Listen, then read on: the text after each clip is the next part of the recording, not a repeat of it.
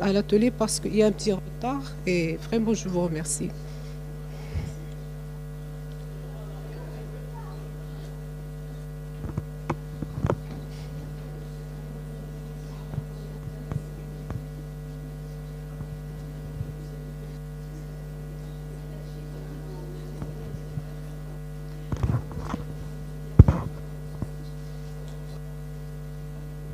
Là, je ne sais pas si j'ai besoin.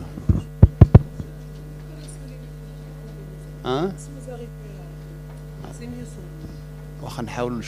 Je verrai. Alors bonjour.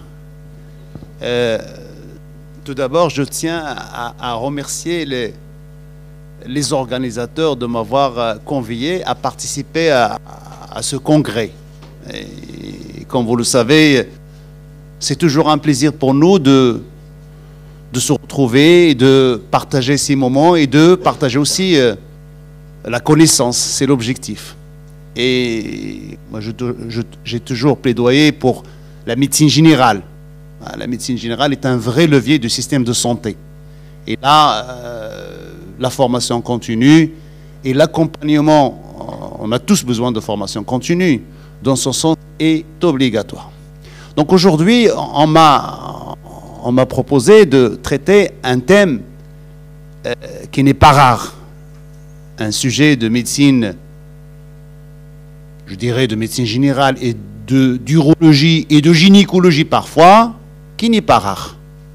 Donc il ne faut pas sous-estimer cette pathologie qui est l'incontinence urinaire, principalement chez la femme, parce que c'est fréquent chez la femme, et par rapport aux conséquences psychologiques et sociales que ça peut engendrer.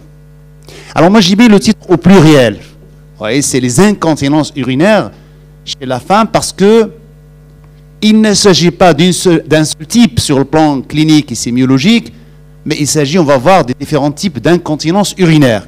Et je pense que le principal travail à faire, et ça, le médecin peut le faire, c'est tout d'abord d'identifier la nature de l'incontinence.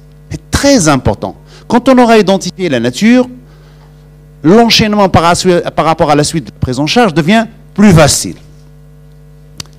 Alors, faites attention. Moi, je dis d'emblée, il faut...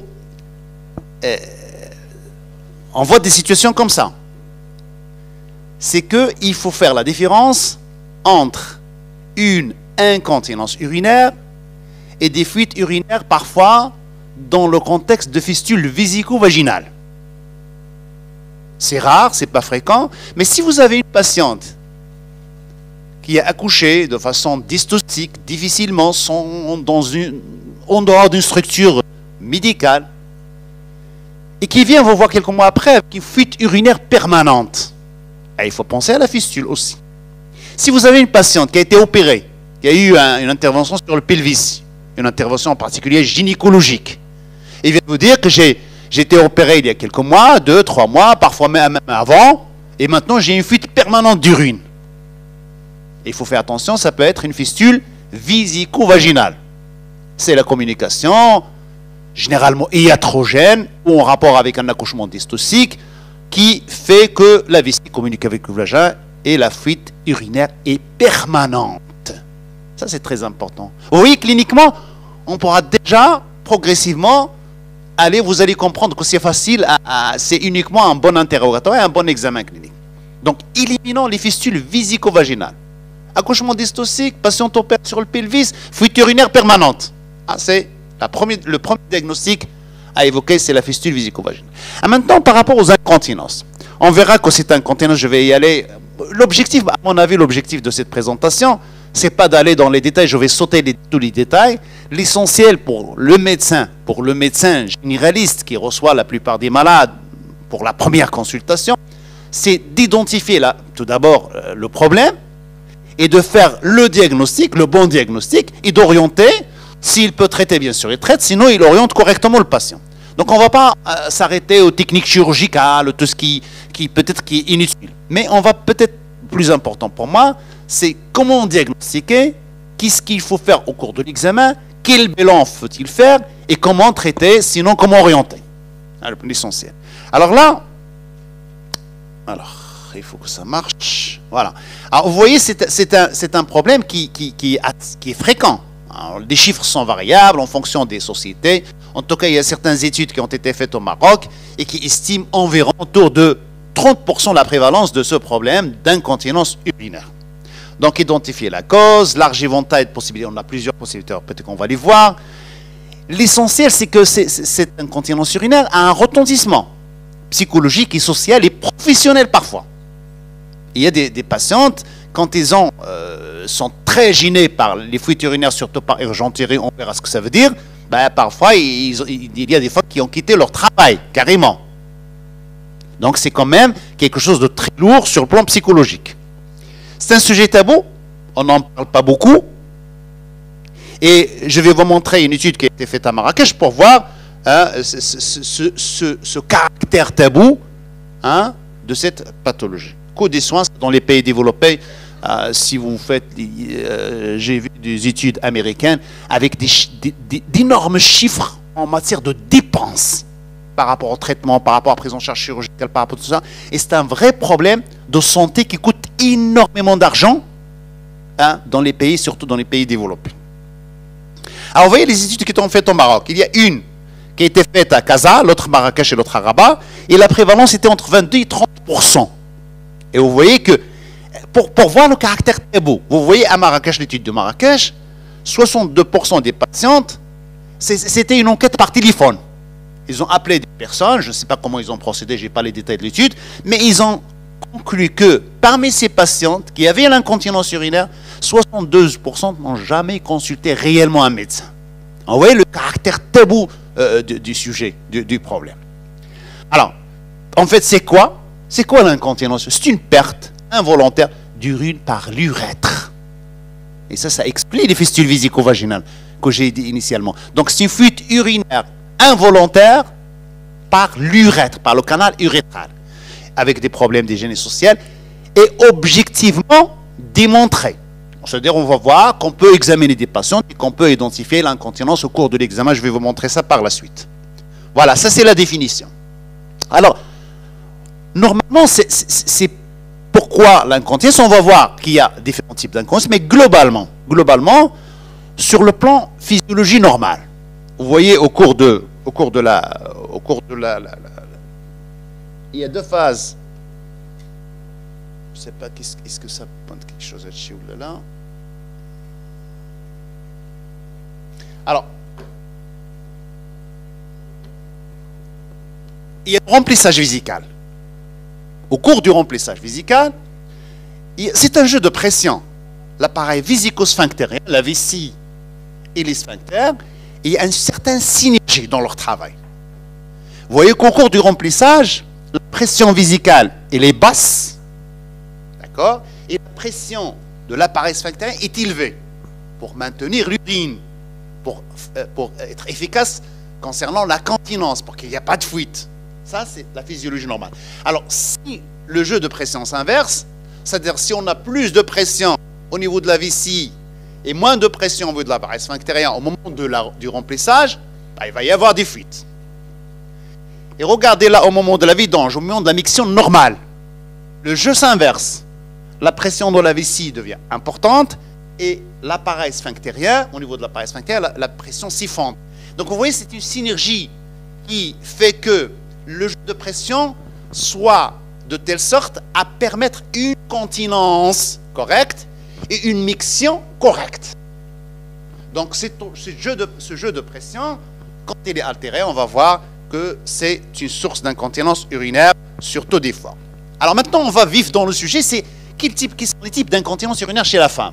Vous voyez? Alors, le plus fréquent, celui qu'on voit fréquemment, généralement, c'est des femmes qui consultent en gynécologie, plus qu'en urologie, j'imagine. On n'en a pas beaucoup en consultation. Et je pense aussi que les médecins généralistes voient aussi plus de femmes peut-être que les deux. Parce que c'est le premier médecin à consulter, donc ils voient plus. Alors, il y a l'incontinence urinaire d'effort. Ça, la femme vous le dit. Vous posez la question. Peut-être que la femme va vous dire, il peut vous présenter le problème d'une autre façon. Avant même, de temps en temps, j'ai les sous-vêtements mouillés, la culotte mouillée, je dois mettre... Avant de vous dire, il n'arrive pas à vous dire, franchement, que je n'arrive pas à retenir mes urines. Donc il faut creuser un peu. Est-ce que كذا واش كتشدي البوله مزيان واش كتفلت لك واش هي كتفلت لي شويه et ainsi de suite. Et on va dans l'interrogatoire. Et vous allez faire que c'est et progressivement on va dans l'interrogatoire pour décortiquer le problème. Et en découvrant que c'est une fuite d'urine dans un premier temps et dans un deuxième temps كتقول لها واش ملي كتكحي واش ملي كتعطسي واش ملي كتطلعي في الدروج واش ملي كتهزي شي حاجه ثقيله. Ah exactement, il vous dira exactement. Donc, vous voyez, c'est très facile à diagnostiquer en posant des questions tout simplement. C'est l'incontinence urinaire des fers. On va voir qu'il y a différents types sur le physiopathogénique, on va le voir. Et puis, il y a l'incontinence urinaire par urgenturie. Là aussi, c'est facile à diagnostiquer cliniquement. C'est un besoin soudain. Nous, à l'état normal, quand une personne normale quand elle a besoin d'uriner, il peut attendre un peu. Elle peut déférer sa miction. Ça dépend. Mais une personne qui a une urgenturie, dès que le besoin se déclenche, et se déclenche en un seul temps, en un instant, il est imminent et très difficile à déférer. Et parfois, il s'accompagne d'une fuite urinaire qu'on appelle la fuite urinaire par urgenturie. كاين مرات يقول لك راه كنمشي ما كنوصلش للطواليت. علاه ما كنوصل للطواليت Oui, c'est un diagnostic qu'on pourra faire. واش كيفاش كتجي كتجيني بالزربه وكتزربني كيقول لك كتزربني لو تيرم كتزربني البوله كتزربني ما كتعطيش لو طون d'aller aux toilettes parfois غير من الطواليت واخا تكون قريبه تيقول لك راه على ما كنوصل كتكون خرجت البوله. Donc vous voyez c'est déjà هادو هما et c'est très facile à faire la différence déjà cliniquement. Alors il y a les mixtes, là on en parlera un peu, c'est un petit peu les deux, on verra pourquoi. Alors, sans trop détailler, je ne vais pas entrer dans... Mais sachez que l'incontinence du fort, c'est le mécanisme ou le mécanisme physiopathogénique et la cause, c'est une, si vous voulez dire, c'est une faiblesse au niveau du plancher pelvien. Vous savez que les structures pelviennes de soutènement, c'est-à-dire les muscles pelviens du plancher pelvien, avec l'aponevrose endopelvienne, avec des épaississements qui constituent un certain nombre de zones résistantes, qui permettent de se tenir comme un hamac. Ça se tient. Alors, plusieurs raisons. Il y a des causes constitutionnelles, génétiques, il y a des causes acquises, qui fait que ce plancher pelvien devient lâche, faible. Et cette faiblesse, ce qui fait qu'il y a une descente. À des organes, ils vont descendre. Qu'il y a le rectum en arrière, l'utérus au milieu et la vessie en avant.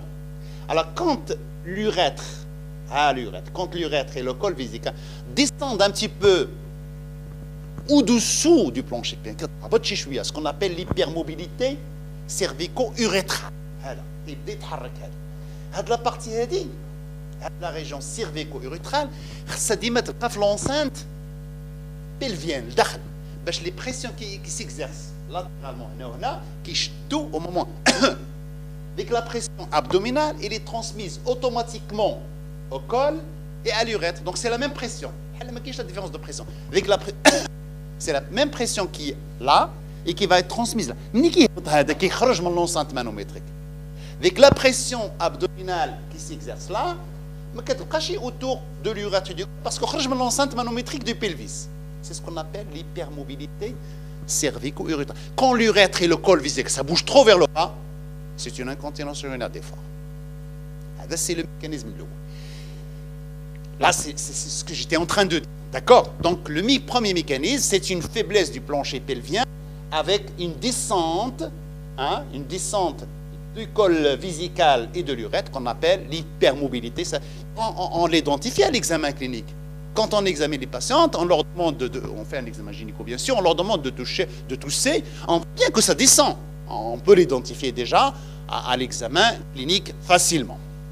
Alors la deuxième, toujours dans la faiblesse, on ne va pas tarder là-dessus, vous voyez que le pelvis, ça c'est un regard, une vue supérieure sur le pelvis, et vous voyez que le rectum, la partie génitale, c'est-à-dire l'utérus, le col, le vagin, et puis l'urètre en avant, et vous voyez le plancher pelvien, il y a des muscles, il y a des structures ligamentaires en rapport avec la polyvrose pelvienne, et qui se tiennent de sorte à ce que les organes soient vraiment dans leur position.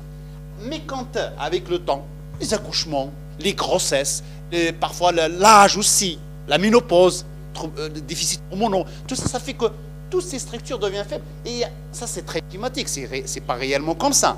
Mais pour vous dire que ça se déchire. Et c'est ça, cette déchirure, celle qui, en quelque sorte, c'est le mécanisme que j'ai expliqué de descente. Quand c'est pas trop soutenu, ça descend vers le bas. Et c'est l'hypermobilité vésico-urétro-cervicale ou cervico-urétrale qui fait que, bien sûr, la pression dans l'urètre et dans le col soit basse. Et par le même mécanisme, vous allez voir que beaucoup de ces patientes qui ont une incontinence urinaire des fois ont aussi des prolapsus.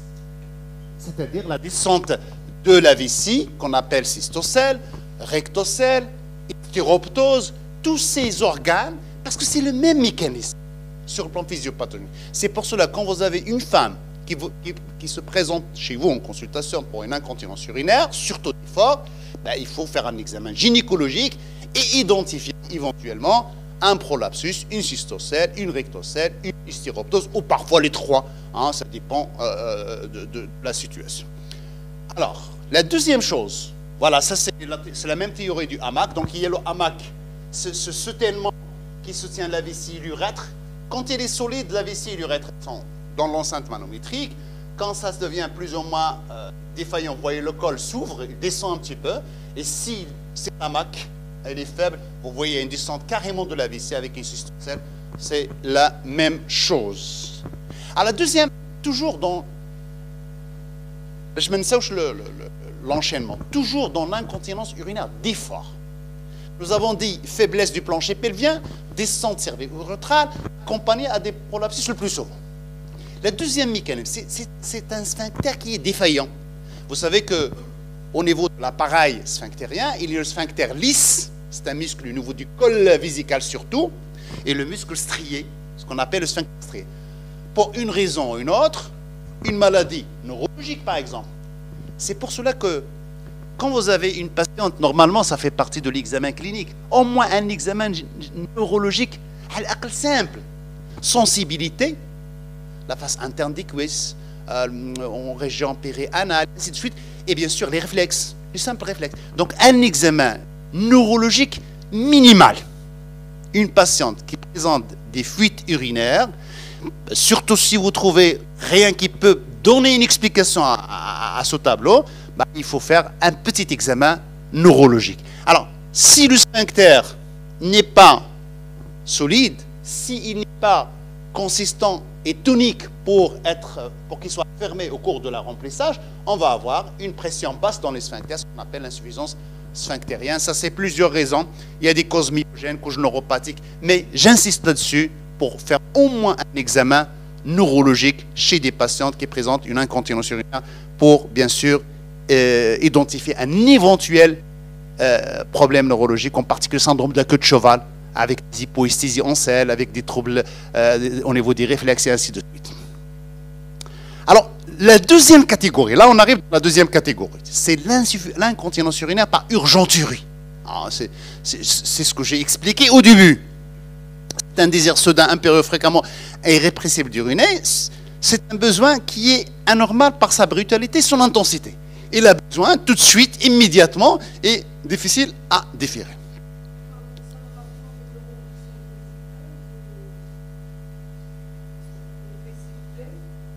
Non.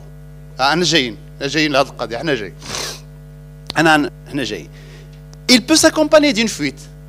Alors, il ne faut pas confondre deux choses, qui est l'urgenturie.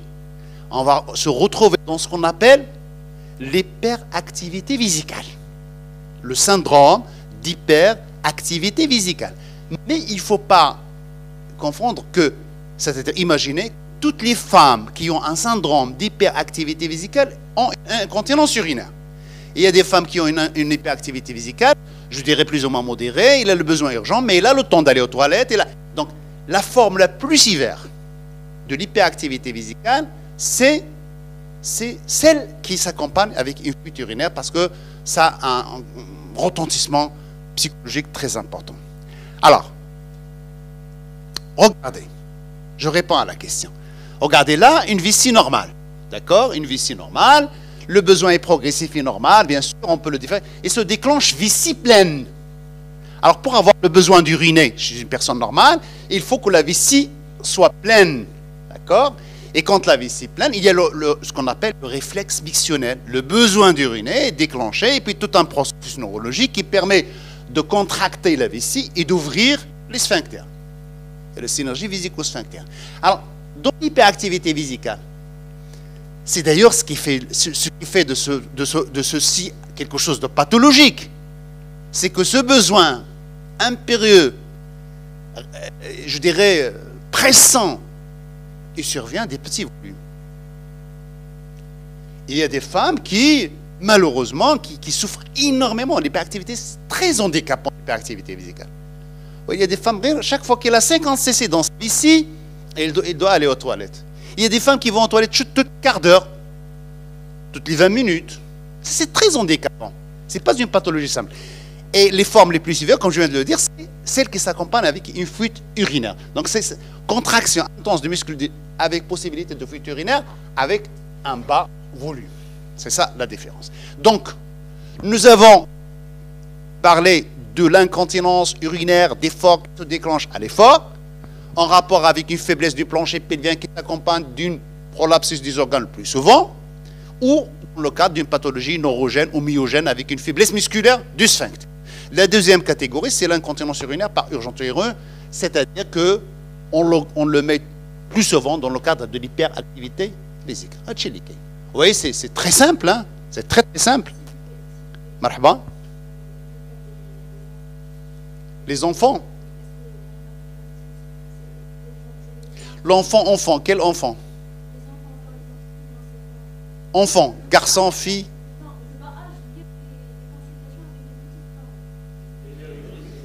Ah, c'est un autre sujet.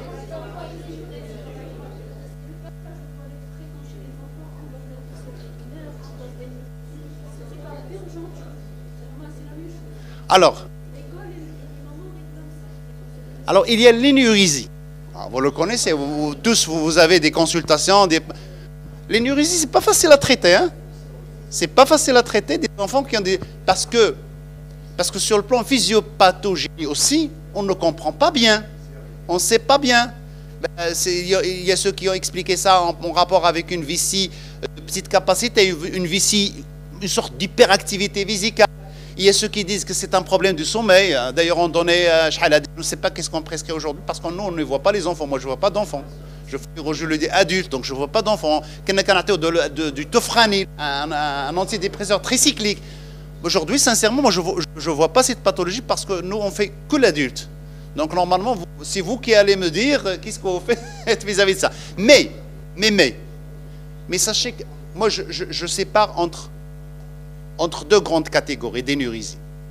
Alors, il y a des enfants qui vivent normalement au cours de la journée, ils n'ont pas de problème urinaire.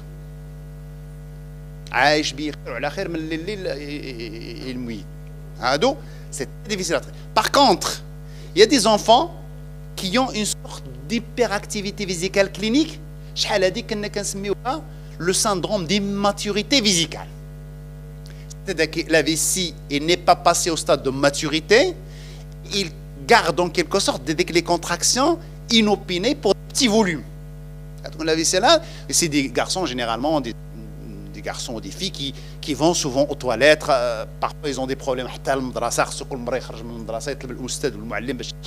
Les toilettes, alors ça c'est, on peut dire qu'il y a une sorte d'hyperactivité vésicale qui marque le syndrome d'immaturité vésicale. Là, on peut les traiter par des médicaments on peut les traiter par des médicaments, ce qu'on appelle les anticholinergiques, antimuscariniques. Là, mais minéra. Eurostat. Eurostat, c'est quoi? C'est un anticholinergique qui inhibe les contractions vésicales. Ça, le syndrome d'hyperactivité vésicale, je pense que c'est un bon sujet aussi dans ce cadre de congrès et tout ça, parce que c'est très fréquent. Les médecins généralistes voient beaucoup de patients et de patientes qui ont une hyperactivité vésicale. Je pense que c'est un bon sujet à traiter aussi dans le cadre d'un congrès. On traite ces enfants. Alors, il y a plusieurs médicaments aujourd'hui. Il y a plusieurs médicaments. Actuellement, ce qu'on a au Maroc, il y a l'oxybutinine, c'est l'ancien des tropons. Il y a la tolterodine et il y a la solifinacine. Aujourd'hui, on a 3 molécules disponibles au Maroc. Alors, si vous regardez sur la fiche de prescription de la solifinacine ou de la tolterodine, c'est à partir de 15-16 ans. D'accord. Mais pour l'oxybutinine, on avait l'habitude de les utiliser à partir de 5 ans, 6 ans pour les enfants. Donc aujourd'hui, si vous avez à traiter un enfant, ne donnez pas la solifinacine parce que un jour j'ai prescrit, moi je sais que, parce qu'il n'y a pas d'études qui ont été faites, il n'y a pas de contre-indication absolue, mais sur le prospectus, si vous lisez, comme le VICA de la solifinacine, c'est qu'on a donné à partir de 16 ans. Et un jour, je l'ai prescrit à un enfant de 14 ans, moi personnellement. Ben, je n'ai pas oublié, mais je me suis dit, moi, je sais qu'il y a toutes les études, il n'y a pas de raison de ne pas le prescrire. Et sa maman, quand est arrivée chez elle, elle a خرجت le prospectus وسطرت عليه بواحد فلوريسون قالت لي راه 16 ans انا ولدي عنده غير 14 عام. Donc c'est qu'il faut faire attention quand même. وعيطت لي انا قلت له je sais qu'il a هذا, je sais هذا, je sais ça, moi je sais pas en fin de compte, je l'ai pas revu, ما عجبش الحال يمكن ولا ذيك. Mais pour vous dire qu'il faut faire attention. Alors pour l'oxybutinine, moi je pense qu'à partir de 5 ans, généralement c'est là où on est plus ou moins inquiet, on commence à s'inquiéter par rapport à l'énurésie, parce qu'on tolère après, avant 4 ans, 5 ans, on peut tolérer sans problème. Après ça devient gênant, on se dit que ça se prolonge, on peut commencer à prescrire, mais l'oxybutinine, le détropant, je pense qu'il n'est plus commercialisé le détropant, Eurostat, c'est la même chose. Et c'est un autre sujet de discussion, vraiment c'est un sujet... Cliniquement, je vais y arriver, je vais vous dire qu'il faut faire le minimum d'examens paracliniques. C'est clair? Wacha. Wacha, yalla nkemlo. Yalla bismillah. Chauffe. Dans l'hyperactivité vésicale, il faut toujours faire attention parce que l'hyperactivité vésicale est un tableau clinique. Mais il faut toujours se mettre dans la tête que ça peut être secondaire à quelque chose. La vessie est un organe qui est très susceptible et qui ne tolère absolument rien. Donc, dès qu'il est dérangé par quelque chose, on peut avoir le syndrome d'hyperactivité vésicale. Une infection, diabète, un corps étranger, une litiase de vessie, un problème neurologique. Tout ce qui peut déranger la vessie peut entraîner un syndrome d'hyperactivité. Donc, toujours éliminer une hyperactivité secondaire. Par quoi? Je vous dis, il faut au moins 2 examens. 2 examens. Après l'examen clinique, bien sûr. Examen clinique, l'échographie pelvienne et l'examen cytobactériologien. Tu peux traiter ton malade sans problème, tranquillement. Un examen clinique, une échographie pelvienne et un examen cyto. Si tout est normal, c'est une hyperactivité. Faites attention. Si vous avez de sang dans les urines, si vous avez des leucocytes sur le subu, si le malade a mal, la douleur, parce que le besoin, c'est le besoin. Ce n'est pas de la douleur. Quelqu'un qui vous dit que j'ai mal, que je dois uriner pour me sauver. C'est autre chose. On rentre dans un autre problème. C'est les cystopathies chroniques, c'est les cystites interstitielles. Il a mal, j'ai mal. Quand je vais aux toilettes, je vide. Allah, je suis un peu légèrement et transitoirement soulagé. Ça, c'est autre chose. Mais le besoin, c'est le désir. C'est le besoin d'uriner. On n'est pas au stade de la douleur. C'est le besoin d'uriner. Et vous voyez que c'est différent. S'il y a du sang dans les urines, s'il y a des leucocytes, le subu. Quand vous lisez le subu, Il faut pas... Parfois, on a l'habitude de lire avec la conclusion. Culture stérile. On résume un petit peu la situation comme la conclusion. Exact, madame. Et si vous avez des leucocytes? Et si vous avez des hématies? C'est ce qu'on appelle l'hématurie microscopique quand ça dépasse 10 000. Et si vous avez des leucocytes, on n'est pas dans l'hyperactivité idiopathique. Il faut chercher la cause. Des leucocytes dans les urines, ça peut être une tuberculose, ça peut être une lithiase, ça peut être un cancer, ça peut être un carcinome, une institut de vie, ça peut... tout ce que vous pouvez imaginer. Donc, si vous avez un signe, quel que soit le signe inquiétant, il faut... C'est une hyperactivité physicale idiopathique, mais il faut chercher une étiologie. Et ça, c'est attention, c'est pour cela qu'il faut chercher toutes les causes d'hyperactivité secondaire.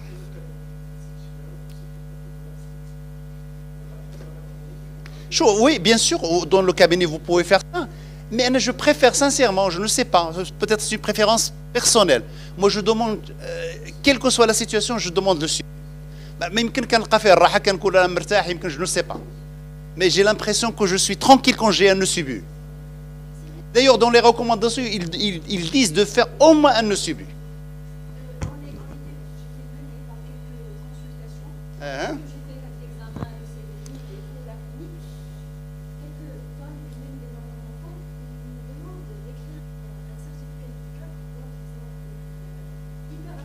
Oui.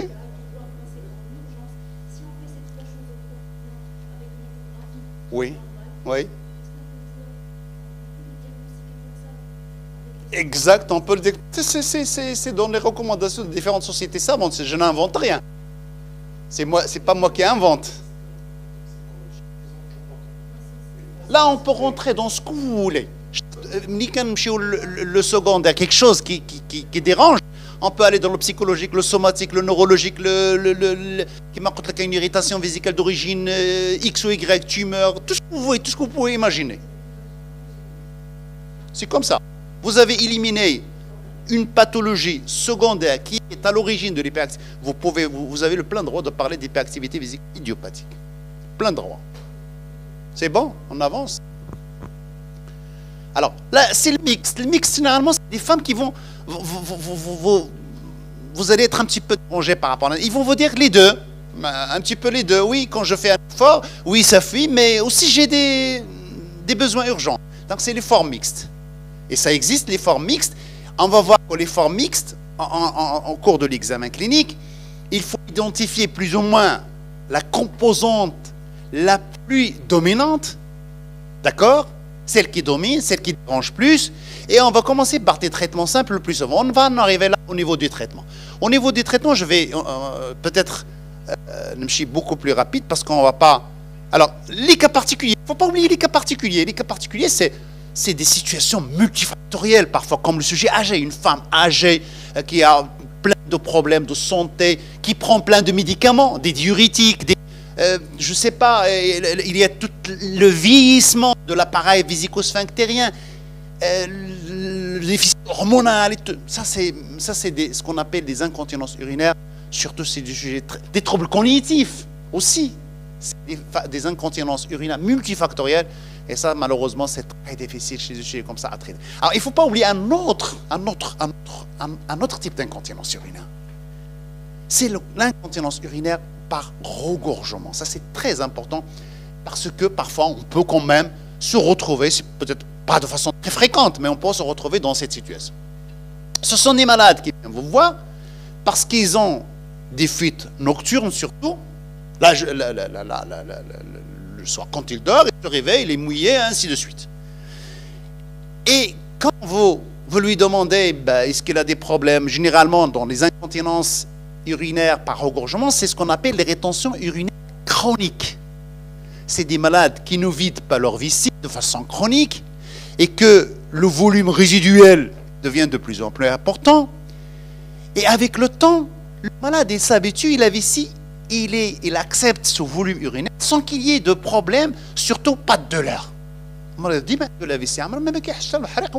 C'est ce qu'on appelle les rétentions urinaires chroniques. Alors le soir, la nuit quand il dort, la vessie se remplit. ديما كندير كنقول بحال شي سطل عمرتيه بالماء وزدتي فيه الماء داكشي اللي غتزيد كينزل. C'est la même chose, la vessie est toujours pleine et la nuit toute l'urine qui émane du rein va s'extérioriser par l'urètre automatiquement. Il y a un seul examen qui vous permet de faire le diagnostic de l'incontinence par regorgement. Un seul examen clinique. Vous avez un malade qui présente une incontinence urinaire, le minimum,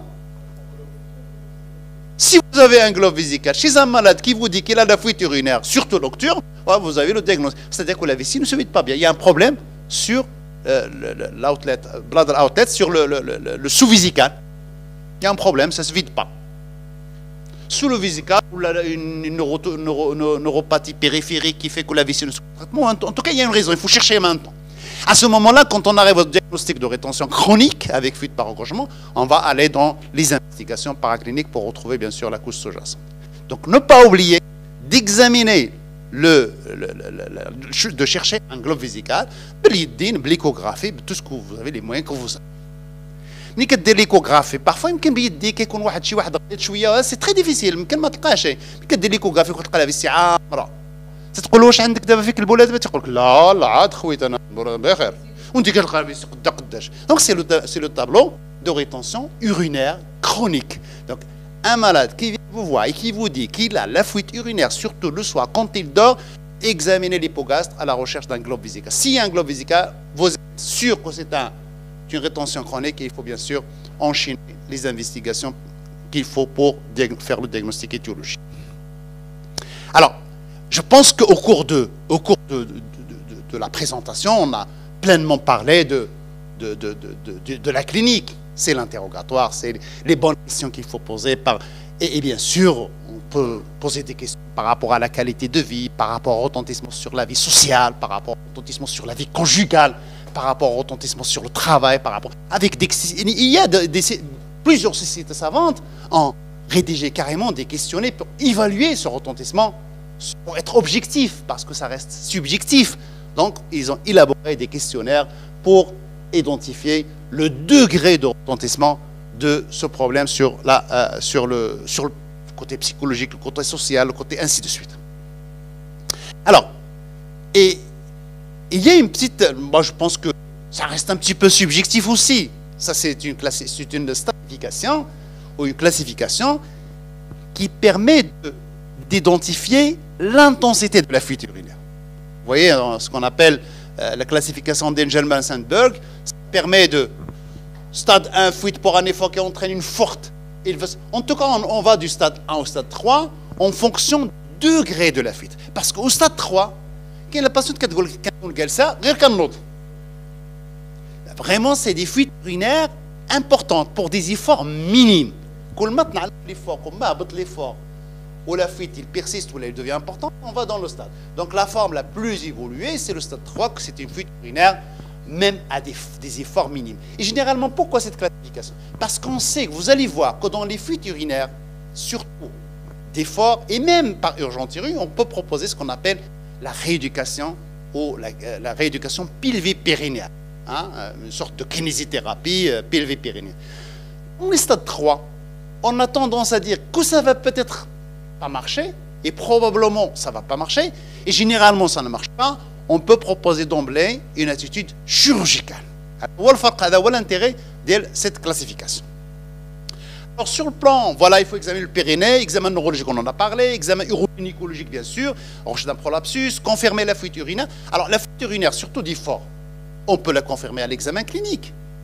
On met la patiente en position gynécologique, on examine, on cherche un prolapsus, on remplit un petit peu, si la vessie est vide, on peut la remplir avec une petite sonde vésicale, et on va demander, en écartant, mettant un spicule, en écartant les grandes lèvres et les petites lèvres, on va demander à la patiente de tousser. Et vous allez voir, la fuite, c'est objectivable, c'est visible, on peut la voir, surtout l'effort, on peut la voir facilement au cours d'un examen clinique. Et il faut faire ce test de remplissage vésical, c'est important parce que c'est un élément très important et objectif, c'est le fait que le praticien il est à l'aise, parce qu'il va faire le diagnostic de façon réelle et vraie, parce qu'il va voir, il va vérifier et il va constater lui-même la fuite urinaire. Alors, vous voyez, en tout cas, là, c'est des détails par rapport à l'examen clinique. Je pense que surtout pour la chirurgie par la suite. علاش؟ لأنه ملي تنقولوا في الأول شنو قلت لكم؟ قلت لكم la descente du col vésical. chirurgicale et de l'urètre. Avec l'habta dialo, alors qu'est-ce qu'on fait l'examen clinique? On met les deux doigts et on essaie de réintégrer, on réintègre le col et l'urètre dans l'enceinte manométrique. Et quand ils toussent, il n'y a plus de fuite. Et c'est ce qu'on appelle la manœuvre de bonnet. Les deux doigts sont poussés, on réintègre le col et l'urètre dans l'enceinte manométrique et on demande à la patiente de tousser. Et quand il n'y a plus de fuite. Alors, ici, on fait un acte chirurgical qui permet de remettre l'ensemble dans le pelvis. Il n'y aura pas de fuite. Et d'ailleurs, c'est une technique très ancienne. Il y avait un certain monsieur Burge des années 50. Il a mis, c'était comme technique, c'était soulever le col vésical par des fils, par voie ouverte, par chirurgie ouverte, intra-abdominale. Il soulève par des fils la partie antérieure du vagin, bien sûr, sur laquelle repose la vessie et l'urètre, ou qui les ligaments, ce qu'on appelle l'os pubien, l'os pubien. Et ça marche. Ce qu'on appelle la colposuspension, la suspension vaginale. Lâche la suspension vaginale. Parce que quand tu soulèves la part antérieure du vagin, tu soulèves aussi l'urètre et le col de la vessie. Et quand tu fais cette manœuvre dominique à compte positif, c'est-à-dire que la technique chirurgicale que vous allez faire, qui est la colposuspension, ça va marcher. Si vous faites cette manœuvre et ça ne marche pas, ce n'est pas la peine. Vous voyez, c'est plutôt par rapport à la technique et par rapport à l'indication chirurgicale. Là aussi, Ulmstein, c'est dans les années 80, il a dit que Ulmstein a évoqué une autre chose, par rapport à cette descente. Il a dit que ce n'est pas uniquement le problème du hamac, mais il y a des ligaments, ce qu'on appelle pubo-urétro. Il y a des ligaments entre le pubis et l'urètre et la ponévrose endopelvienne. Il permet de soulever l'urètre, au milieu. Donc il a dit, si, al-fikra, Burch qu'on va soulever le vagin, qui va soulever le col et l'urètre. Ici, on met un produit, quelque chose de synthétique ici, l'urètre, on va... Je peux donner l'urètre. C'est l'idée des bandelettes. Vous entendez parler des bandelettes? L'idée des bandelettes, puisque c'est là, c'est défaillant. C'est défaillant, mais je ne touche un truc synthétique, un matériel synthétique qui permet... Je vais vous montrer sur des images. Comment on va soulever... se tenir en quelque sorte, c'est un soutènement de l'urètre pour remplacer en quelque sorte ces ligaments pubo-urétro. Donc c'est l'idée des bandelettes sous-urétrales dont vous entendez parler. Les choses que j'ai ramagées, d'un seul coup, je sais كيفاش الافكار كتجي بشويه نفهموا هذا. C'est très, c'est l'histoire. Moi j'enseigne aussi l'histoire de la médecine. Je suis à la faculté de médecine. Donc, si vous avez un jour chez l'histoire de la médecine, je suis prêt à le présenter chez Congrès d'Yelcom. Là, c'est intéressant. Et j'avais une présentation, je l'avais dit un certain jour, j'avais fait une présentation sur l'histoire de la femme médecin depuis l'Antiquité. C'est une présentation extraordinaire. Mais je n'ai pas eu l'occasion de la présenter devant vous, je l'ai présentée pour l'histoire de la femme médecin. Et c'est extraordinaire. Merci beaucoup. Merci beaucoup.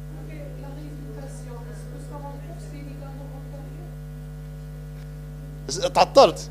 شوف راه شوف راه شوف شوف شوف انا تعطلوا عليا قبيله انا نتعطل عليهم دابا.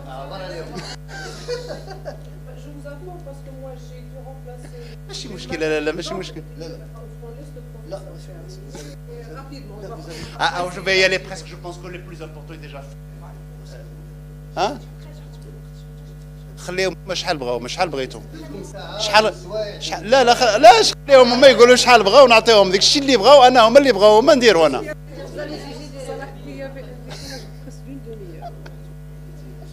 شوف سولهم شحال بغاوني نكمل قول لهم شحال بغاوني نسد.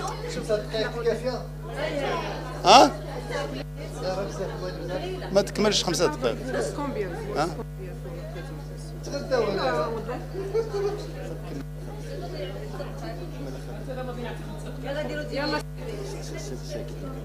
Ça, 5 minutes, ça va être très difficile. يمكن 10 D'abord, on est en train de faire on va essayer de...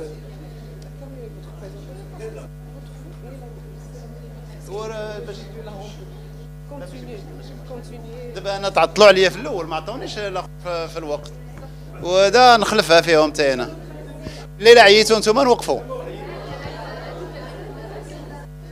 واخا on continue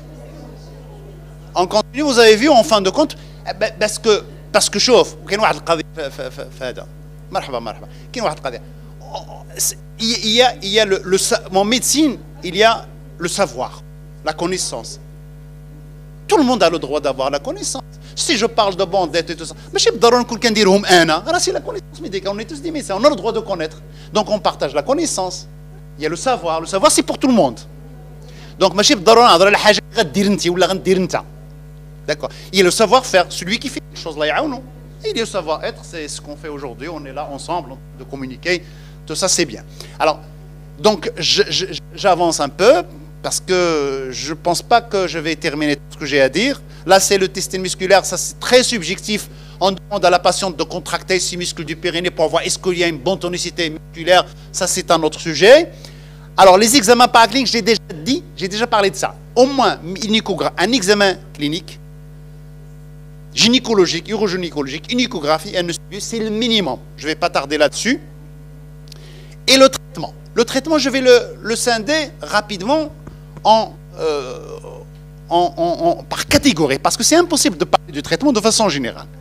Alors, pour tout ce qui est IFOR, on a donné le diagnostic de l'IFOR. Alors, tout ce qui est rééducation pelvipérinéale de première intention. Oui, je passe.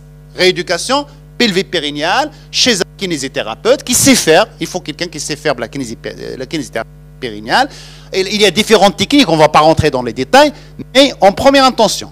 La deuxième chose, c'est la chirurgie. Quand la rééducation ne marche pas, c'est la chirurgie. Soit la suspension vaginale, comme on a dit, la colposuspension, l'ancienne technique de Burch qui était utilisée depuis très longtemps, ou les bandelettes sururétrales qui remplacent un petit peu les ligaments pubo-urétraux et qui font, il y a deux types. Il y a ceux qui traversent les trous obturateurs, ce qu'on appelle les bandelettes transobturatrices, ils soulèvent l'urètre, ils passent à travers les trous obturateurs. Et on a d'autres qui arrivent derrière le pubis, ce qu'on appelle les TVT, tension vaginal, tension free vaginal tape, c'est les TVT. TOT, c'est tension transobturatrice tape. Les bandelettes transobturatrices. Ça, c'est des bandelettes synthétiques de polypropylène qui remplacent un petit peu les ligaments pubo-urétraux et qui soulèvent l'urètre pour le remettre dans sa position normale. Et ça marche à plus de 90% dans les incontinences urinaires d'effort. Ça marche à plus de... Le résultat, il est immédiat. Vous opérez aujourd'hui la patiente, demain, il n'a plus de fuite. Juste après l'intervention, il n'a plus de fuite. Donc, alors, actuellement, il y a beaucoup de discussions. En France et par rapport à ces bons. Est-ce qu'il faut continuer à les faire? Est-ce qu'il faut les abolir carrément? Est-ce qu'il faut... Je ne sais pas ce que ça va donner par la suite. En tout cas, exactement, c'est beau. Je ne sais pas qu'est-ce que ça va donner. Mais aujourd'hui, si on retire ces bandelettes, parce que c'est la technique la plus utilisée aujourd'hui, si on retire ça, on va revenir à la suspension de Burch et ainsi de suite par cilioscopie. Aujourd'hui, on le fait par cilioscopie, mais c'est un avantage. On verra. Alors, l'insuffisance sphinctérienne, c'est tout un sujet. Et la deuxième catégorie, c'est l'insuffisance sphinctérienne. Donc, il y a dans les formes sévères, on peut faire ce qu'on appelle un sphincter artificiel. C'est une technique qui consiste en un appareil qui permet de comprimer l'urètre au moment du remplissage et de le relâcher par un procédé technique. Là, on ne va pas rentrer dans les détails. Il y a le sphincter artificiel et les injections périnéales. Ça, c'est purement très spécialisé, c'est très important. Alors, la deuxième catégorie, c'est l'hyperactivité vésicale. L'hyperactivité vésicale, c'est toutes les mesures diététiques. Et il faut demander à la patiente ou aux patientes de faire chouïa de riyada, chouïa le poids, éviter les aliments qui plus ou moins بالنسبه لي sont كاين شي واحد يقول لك ملي كنشرب شي حاجه حامضه كنزيد نتكرفص ملي كنشرب شي حاجه حلوه كنزيد. Donc il faut faire un régime adapté à chaque personne, une activité physique, traiter le poids, traiter des comorbidités s'il existe, et bien sûr on peut aussi proposer des séances de rééducation visicale avec électrostimulation, tout ça. Ça aussi, il faut voir avec le kinésithérapeute. Et la deuxième, oui, le café, il y en a qui disent que le café ça dérange aussi le thé. Quand on me pose cette question par rapport au c'est à vous de me dire. Je ne peux pas vous dire. C'est à vous de me dire, quand vous consommez telle ou telle chose, est-ce que vous êtes plus dérangé ou pas? Ouais, tu te dis, oui, mais quand on je ne sais pas, donc vous allez identifier avec le patient les choses qui dérangent. Alors, on arrive sur le traitement médical de l'hyperactivité visicale. Traitement médical idiopathique, je dis bien idiopathique. Vous avez les médicaments dont on a parlé, l'oxybutyline, la toltérodine et la sulfonamide, avec certains effets indésirables qui sont surtout la sécheresse buccale. Alors, et tout ça, c'est un effet indésirable qui est plus fréquent, qui revient le plus souvent, et parfois c'est une source d'arrêt de traitement. Donc, il faut aviser le patient, au moins, surtout la sécheresse buccale et la constipation. Les patients ont des constipations chroniques, sévères, rebelles, il faut leur donner les anticholinergiques. Vous allez les aggraver. Alors, la deuxième molécule, c'est l'urispace que vous connaissez. L'urispace, je pense que vous le connaissez, le flavoxate. C'est un antispasmodique qui n'a pas d'effet anticholinergique et qui ne donne pas cette sécheresse buccale, moins efficace. D'accord? Mais on peut le prescrire. Et la troisième molécule, qui n'est pas très ancienne, c'est les agonistes bêta-3. Bêta-3, ça coûte un peu cher, c'est bêta-3 agoniste, mais dans les recommandations. Il faut toujours prescrire en première intention les anticholinergiques. Solifénacine, qui est le VK actuellement, la toltérodine ou là l'oxybutyline. Si ça ne marche pas, on passe à ça. Ou là, on peut carrément les associer. C'est le Betmiga. Il est commercialisé au Maroc. 50 mg. Betmiga, 50 mg. Et l'effet indésirable principal, c'est l'hypertension artérielle. Une prise par jour. Ça coûte, je pense, autour de 550 dirhams. Un peu cher. Betmiga, bêta-3 agoniste. Et puis, voilà, les autres médicaments, les oestrogènes chez la femme ménopausée, surtout le local, le la desmopressine, le minirin, je connais le minirin, ça permet de diminuer la diurèse nocturne. Il le prend le soir, c'est un effet, il remplace en fait l'effet de l'hormone antidiurétique. D'accord? La desmopressine.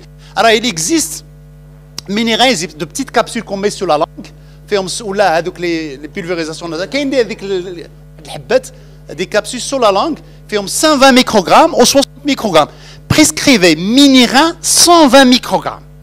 Ma travouche, 120 microgrammes, à condition qu'il y ait une diète hydrique. Le واحد في الليل ما يشربش بزاف وما يديرش بزاف باش عاوتاني ما يديرش une surcharge hydrique. Moi je le prescris même pour les enfants. Sincèrement. Je le prescris dans l'énurisme. Moi personnellement, je le fais. Quand j'ai l'occasion, je ne vois pas beaucoup d'enfants, mais ça marche. Moi, en tout cas, je le fais, moi, personnellement. Pour l'énurésie, prescrivez le minirin. Alors, et enfin, on arrive tout ce qui est technique, tout ce qui est trop sophistiqué et spécialisé. La neuromodulation sacrée, ça, c'est des techniques qui permettent d'agir sur le plexus sacré pour relâcher la vessie, pour arranger ce dérangement neurologique, probablement. Ça, c'est très sophistiqué. L'agrandissement physical, c'est la chirurgie. Quand la vessie, quand le patient, il est gêné par cette vessie qui se vide, continuellement, on peut carrément agrandir la vessie en patch intestinal. C'est chirurgical. Les contractions, ils ne traînent pas de fuite urinaire. Et puis les incontinences mixtes, on peut traiter soit la chirurgie, pour suspendre, si la fuite d'effort est très importante, soit commencer par un traitement médical, comme pour l'urgenturie. Et voilà la conclusion. Vous voyez, c'est fréquent, il faut comprendre le mécanisme. C'est important de chaque patiente. Diagnostic, c'est important de faire un diagnostic clinique, paraclinique. On élimine tout ce qui est secondaire. Et bien sûr, vous voyez que c'est multiples méthodes thérapeutiques. Il faut respecter les indications. Il faut sensibiliser. Et le soutien des patientes, parce que c'est quand même, c'est très psychologiquement dérangeant. Et je suis, si j'ai tardé, je suis désolé parce que vous avez, en fin de compte, merci beaucoup. Merci.